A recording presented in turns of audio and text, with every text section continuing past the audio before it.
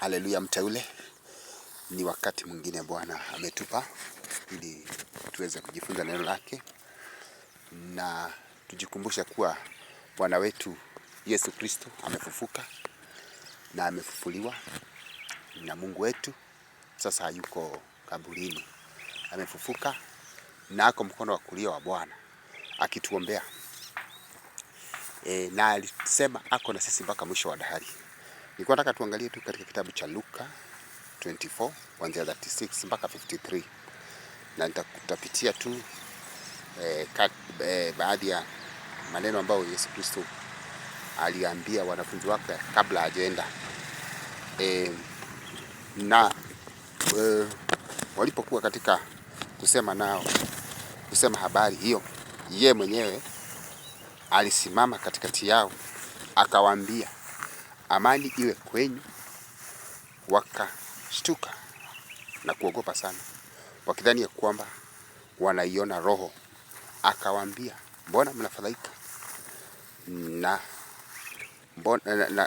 kwa nini mnafadhaika na mnaona shaka mioyoni mwenu? Tazama mikono yangu na miguu yangu, ya kuwa mimi ni mwenyewe.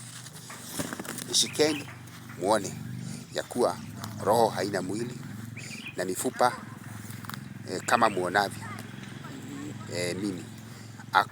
Akafunua akili zao wapate kuelewa maandiko, na ya kwamba mataifa wote watahubiriwa kwa jina lake habari ya toba na ondoleo la dhambi, nanyi nyinyi ndio mashahidi wa mambo haya.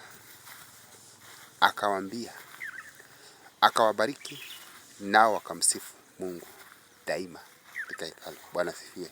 Kwa hivyo hilo ni kanisa ambalo lenyewe Yesu Kristo mwenyewe alianza, na huo ndio moto ambao Yesu Kristo alianzisha nao kanisa. Ati walikuwa daima katika hekalu wakimsifu Mungu daima kwa matendo ambayo amewatendea. Bwana asifiwe. Kwa hivyo hata sisi mteule lazima tuwe watu kudumu katika maombi na kumsifu Mungu kwa kazi kubwa ambayo yeye mwenyewe ametutendea, sababu yeye ni mwaminifu. Kwa hivyo Mungu akubariki mteule, unapozidi kujifunza neno lake na kulidhihirisha kwa kueneza hii injili na kueneza huu upendo ambao Kristo alitupea na akauonyesha pale Calvary.